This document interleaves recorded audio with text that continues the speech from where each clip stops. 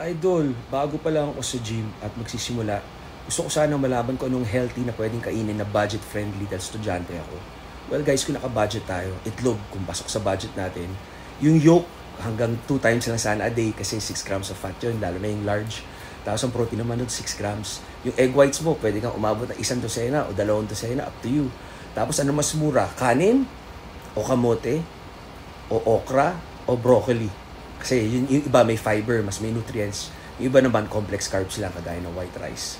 Yun, basic na yun. Or yung canned tuna na zero fat, na mababa sodium, the pure protein. Or isda na bangus o kung ano man mura sa palengke na rich in protein na mababa yung fat. Ano pa bang medyo? Chicken breast, yan, maganda quality protein.